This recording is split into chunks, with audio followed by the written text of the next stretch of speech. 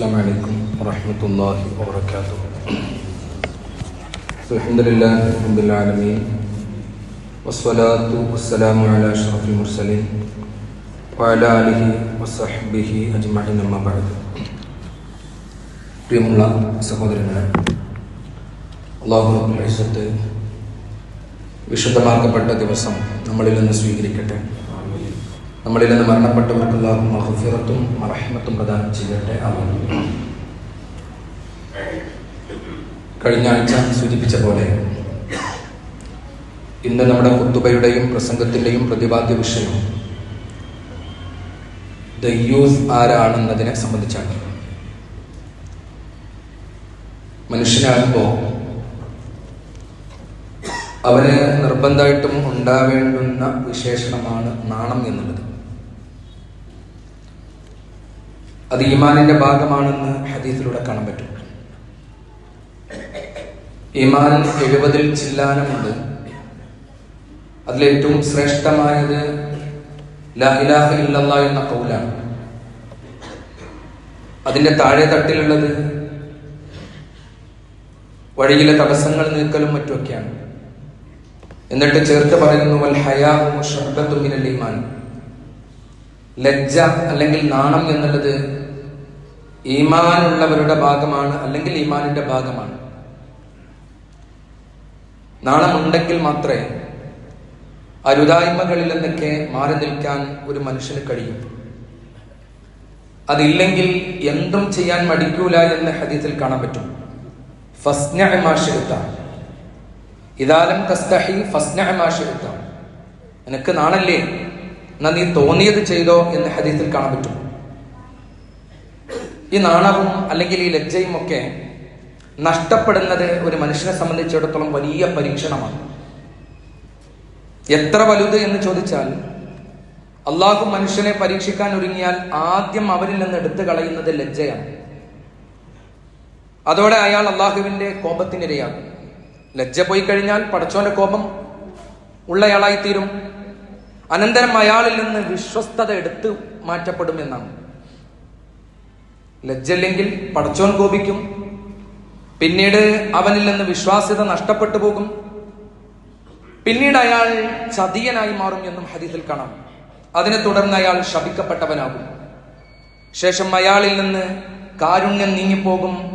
കാരുണ്യം നീങ്ങിപ്പോകുന്നതിലൂടെ അവന്റെ ഇസ്ലാം തന്നെ നീങ്ങിപ്പോകുമെന്ന് മഹാനായ ഇബ്നു ഉമർ റളിയല്ലാഹു അൻഹു റിപ്പോർട്ട് ചെയ്യുന്ന ഹദീസിൽ കാണാം. അതീവ ഗൗരവതരമായ ഒരു വിഷയമാണ്. ഈ ഹദീസ് വലിയ ആശയത്തിലേക്കാണ് നമ്മുടെ കണ്ണ് തുറപ്പിക്കേണ്ടത്, അല്ലെങ്കിൽ തുറപ്പിക്കാൻ ഇടയാക്കേണ്ടത്. പണ്ട് പലപ്പോഴും നമുക്ക് തെറ്റായി തോന്നുന്ന പല വിഷയങ്ങളും ഇന്ന് നമുക്കതൊരു കുഴപ്പമില്ലാതായി മാറി. ആരാണ് ദയ്യൂസ് എന്നതിലേക്ക് ഞാൻ വരാം. തെറ്റ് കണ്ടാൽ പോലും ഇന്നും ആർക്കും അത് തിരുത്താനോ അല്ലെങ്കിൽ തന്റെ ഇടപെടൽ അതിൽ ഉണ്ടാവട്ടെ എന്ന് വെക്കാനോ ആർക്കും കഴിയുന്നില്ല. കാരണം പണ്ട് മനുഷ്യർക്ക് ദീനുണ്ടായിരുന്നു, അതുകൊണ്ട് തോന്നിവാസങ്ങളൊന്നും നടക്കൂല. ഇനി ദീന് അല്പം കുറഞ്ഞവരാണെങ്കിൽ പോലും അവർ പതിയെ പതിയെ മതനിയമങ്ങളിലൊക്കെ കണിശത ഉള്ളവരാണ്. അത് ആരെങ്കിലും പറഞ്ഞു കേട്ടതോ അല്ലെങ്കിൽ സമൂഹത്തിൽ നിലനിൽക്കുന്ന ഒരു നല്ല സംസ്കാരത്തിന്റെ ഭാഗമായി ശീലിച്ചു പോന്നതോ ആയ ചില നിയമങ്ങൾ അതവർ പഠിച്ചിട്ടൊന്നല്ല. പക്ഷേ ആ സംസ്കാരം തകർക്കപ്പെടുന്നതോ അതിന് ഭംഗം വരുന്നതോ ഒരു നിലക്കും ചില കാരണവർമാർക്ക് തീരെ ഇഷ്ടമല്ലായിരുന്നു. ആ നിലക്കും ഇവിടെ ദീനിന്റെ കാര്യങ്ങളൊക്കെ നിലനിന്നിരുന്നു പോന്നിരുന്നു. ആ ഉത്തരവാദപ്പെട്ട ആളുകളുടെ ഉത്തരവാദിത്ത ബോധ്യം ഉള്ളത് കൊണ്ട് പലതും നിലനിന്നെങ്കിലും ഇന്ന് അത്തരം ആളുകൾ ഇല്ലാതെയാകുന്നതോടുകൂടെ പിന്നെയും ആശ്വാസം എന്ന നിലയ്ക്ക് ചില മാന്യന്മാരുണ്ട്. അവർ മതനിയമം അറിഞ്ഞിട്ടൊന്നല്ല, അവർക്കറിയാം ഇത് പ്രകൃതി നിയമത്തിനെതിരാണ്, എന്നാൽ അത് തെറ്റാണ്. ആ നിലക്കൊക്കെ ബോധ്യമുള്ള ആളുകളുണ്ട്. അങ്ങനെ ബോധിക്കുന്ന ആളുകൾ ചില മാന്യന്മാരുള്ള കാലത്തും ചില വേണ്ടാത്തരങ്ങളും മറ്റൊക്കെ കാണുമ്പോൾ അരുതേ എന്ന് പറയാൻ കഴിയുമായിരുന്നു. പക്ഷേ ആ മാന്യതയും കൈവിട്ടിടത്ത്, ലജ്ജ നഷ്ടപ്പെട്ടിടത്ത് പല തോന്നിവാസങ്ങളും ഇന്ന് പെരുകിക്കൊണ്ടിരിക്കുകയാണ്. മഹാദല്ലാഹ്, ഒന്ന് ആലോചിച്ച് നോക്കി. മഹാനായ റസൂലുള്ളാഹി സ്വല്ലല്ലാഹു അലൈഹി വസല്ലമ തങ്ങൾ പറഞ്ഞല്ലോ, ലജ്ജ നഷ്ടപ്പെടുന്നിടത്ത് എല്ലാ തിന്മകളുടെയും കവാടങ്ങൾ തുറക്കപ്പെടും എന്ന്. അതിലേക്ക് സൂചനകളാണ് നമ്മുടെ പരിസരങ്ങളും മറ്റുമൊക്കെ നടത്തിക്കൊണ്ടിരിക്കുന്നത്. നാണം നഷ്ടപ്പെട്ടാൽ അശ്ലീലം വ്യാപിക്കുമെന്ന് ഹബീബായ റസൂലുള്ളാഹി സ്വല്ലല്ലാഹു അലൈഹി വസല്ലം പറയുന്നു. നിങ്ങൾ ഒരു വഴിയിലൂടെ പോകുമ്പോൾ ഒരാണ് ഒരു പെണ്ണുമായിട്ട് സംസർഗത്തിൽ ഏർപ്പെടുന്ന രംഗം നിങ്ങൾക്ക് വഴിയിൽ കാണേണ്ടി വരും. ഈമാനുള്ള ഒരുത്തൻ അന്നേ കാലം ജീവിച്ചിരിക്കുമെങ്കിൽ അവൻ പറഞ്ഞു പോകുമത്രേ, ലൗ അറൈതഹാ വറഅഹാദൽ ഹായിത്ത്, നിങ്ങൾക്ക് വേണമെങ്കിൽ നിങ്ങൾ ചെയ്തോ, പക്ഷെ ഈ തോട്ടത്തിനപ്പുറോ ഈ മരത്തിനപ്പുറോ അല്ലെങ്കിൽ ഈ മതിൽക്കെട്ടിനപ്പുറത്തോ ഈ ബിൽഡിങ്ങിന്റെ അപ്പുറത്തോ ഒന്ന് റൂം എടുത്തിട്ടോ ചെയ്തോളി, തരക്കേടില്ല എന്നെങ്കിലും ഈമാൻ ശേഷിക്കുന്ന ഒരാൾ അന്നേ കാലത്ത് പറയാനുണ്ടാകുമെന്ന് മഹാനായ നബീന റസൂലുള്ളാഹി സ്വല്ലല്ലാഹു അലൈഹി വസല്ലം. തോന്നിവാസങ്ങളാണ് ട്രെയിനിൽ, ബസ്സിൽ, അതുപോലെ തന്നെ പൊതുയിടങ്ങളിൽ, പാർക്കിൽ, അതുപോലെ തന്നെ വലിയ വലിയ മാളുകളിൽ, എവിടെയെങ്കിലും ഇരിക്കാൻ പറ്റുന്ന കഫേ ഉണ്ടെങ്കിൽ അവിടെ പോലും സ്വകാര്യത ബെഡ്റൂമിൽ ഒതുക്കേണ്ടുന്ന, അതും ഹലാലായ മാർഗത്തിൽ, ലീഗലായ മാർഗത്തിൽ ഭാര്യയും ഭർത്താവും ചെയ്യേണ്ടുന്ന കാര്യങ്ങൾ അത് വളരെ വ്യാപകമായിട്ട് സമൂഹ മധ്യേ ഇറങ്ങി തിരിച്ചിരിക്കുകയാണ്. ആലോചിച്ച് നമ്മുടെ വീട്ടിൽ എന്നല്ല, നമ്മുടെ ബെഡ്റൂമിൽ നമ്മൾ ധരിച്ചിരുന്ന നൈറ്റി ഡ്രസ്സ് അത് ഇന്ന് പബ്ലിക് പ്ലാറ്റ്ഫോമിൽ ധരിക്കാനുള്ള ഡ്രസ് കോഡായിട്ട് നമ്മുടെയൊക്കെ പെങ്ങന്മാരുടേത് മാറിയിട്ടുണ്ട് എന്ന് ലജ്ജാകരമാണ്. ഖാല സല്ലല്ലാഹു അലൈഹി വസല്ലം لا تقوم الساعة حتى يتسافد الناس في الطرق تسافد الحمير. വഴിയിടങ്ങളിൽ കഴുതകൾ കാമം തീർക്കും പ്രകാരം മനുഷ്യൻ തന്റെ കാമം എവിടെയെങ്കിലും കൊണ്ടിടുന്ന അല്ലെങ്കിൽ ഒതുക്കി തീർക്കുന്ന രംഗം നിങ്ങൾക്ക് കാണേണ്ടി വരുമെന്ന് നബിയുനാ റസൂലുള്ളാഹി സ്വല്ലല്ലാഹു അലൈഹി വസല്ലം. എത്രമേൽ സത്യമായിട്ട് പുലർന്നുകൊണ്ടിരിക്കുകയാണ്. പെണ്ണിനെ വിൽക്കുന്ന യൂട്യൂബർമാർ ഇന്ന് പുതിയ കാലത്ത് ഞാൻ മനസ്സിലാക്കിയിടത്തോളം ഏറ്റവും കൂടുതൽ വ്ളോഗർമാർ, അത് ഫാമിലി വ്ളോഗേഴ്സ് ഉള്ളത് നമ്മുടെ സമുദായത്തിൽപ്പെട്ട ആളുകളായിരിക്കും. ആദ്യം അവര് പല കാര്യങ്ങളും ഒക്കെ ചെയ്ത് വ്യൂവേഴ്സിനെ കൂട്ടാനോ അല്ലെങ്കിൽ ആളെ കൂട്ടാനോ ഒക്കെ നോക്കിയിരിക്കും. പക്ഷെ അത് വിജയിക്കൂല എന്ന് കണ്ടാൽ പിന്നെ പെണ്ണിനെ രംഗത്തിറക്കും. പിന്നെ അവരുടെ തോന്നിയാസങ്ങൾ, അവർക്ക് ഗർഭമുണ്ടാകുന്നിടം മുതൽ പ്രസവിക്കുന്നതും പിന്നീട് അതുമായി ബന്ധപ്പെട്ട് പേരിടൽ കർമ്മവും എല്ലാം യൂട്യൂബിലൂടെ മാലോകരെ അറിയിച്ച് നാണം നഷ്ടപ്പെട്ട വർഗമായിട്ട് ഒരു ഉടുപ്പുമില്ലാതെ രംഗപ്രവേശം ചെയ്ത ആളുകൾ. എന്നിട്ട് അതിന്റെ അടിയിൽ കമന്റാണ്, അതാണ് വലിയ തമാശ, മാഷാ അല്ലാ എന്നൊക്കെ പറഞ്ഞിട്ട് ഭയങ്കര നമ്മുടെ താത്തമാരും മറ്റുമൊക്കെ കുറേ കമന്റ്സ് ഇടും.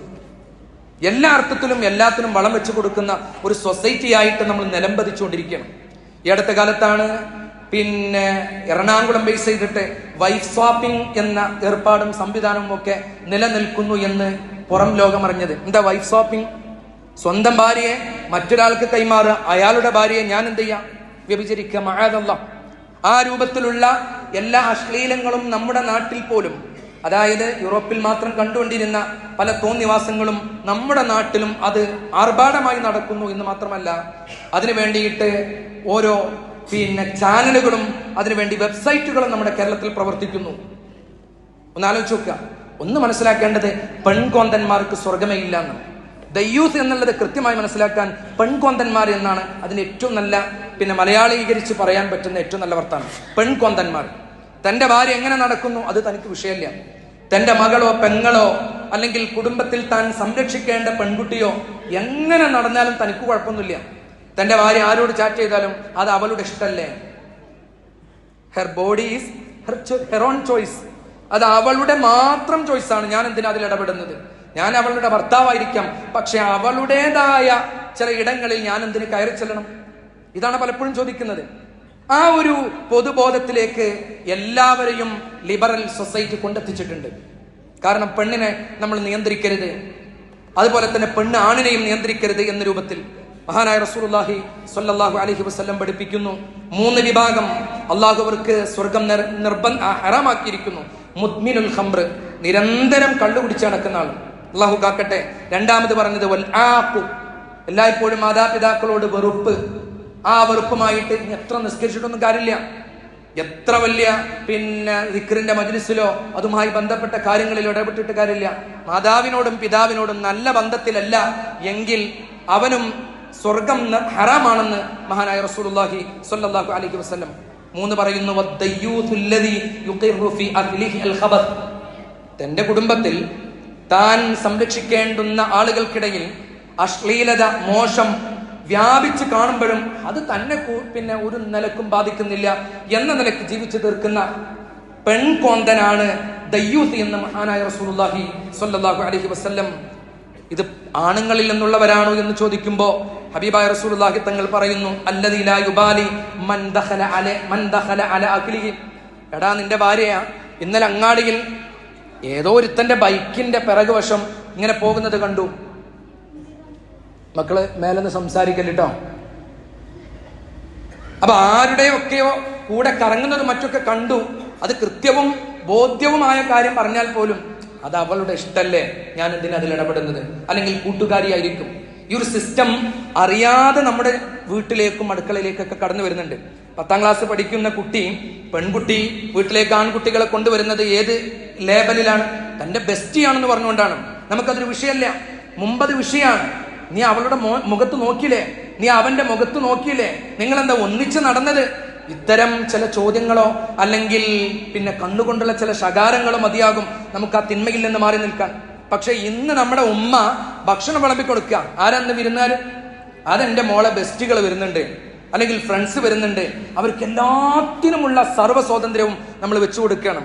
മഹാനായ സഅദ് ബിൻ ഉബാദ റളിയല്ലാഹു അൻഹു പറയുന്നു, റഅയ്തു റജുലൻ മഅ ഇംറഅതി, ഞാനെങ്ങാനും എന്റെ പെണ്ണിന്റെ കൂടെ ഒരു ആണിനെ കണ്ടാൽ ലദറബ്തുഹു ബിസ്സൈഫി ഗൈറ മുസ്ഫഹിൻ, ഒരു ദാക്ഷിണ്യം കൂടാതെ ഞാൻ അവനെ വാളിനിരയാക്കുമെന്ന് മഹാനായ സഅദ് ബിൻ ഉബാദ തങ്ങൾ പറഞ്ഞ കൂട്ടത്തിൽ ഫബലഗ ദാലിക റസൂലല്ലാഹ്, ഹബീബായ തങ്ങൾ ഇത് കേട്ടു.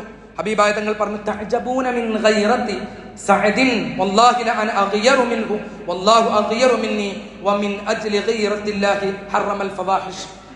സഅദിന്റെ ഗീറത്ത് നിങ്ങൾ കണ്ടില്ലേ? ആ ആദർശം കണ്ടില്ലേ? ആ ആദർശത്തെക്കാൾ വലിയ ആദർശക്കാരനാണ് ഞാൻ. എന്നേക്കാളും വലിയ ആദർശം കാത്തു സൂക്ഷിക്കുന്നവനാണ് അള്ളാഹു.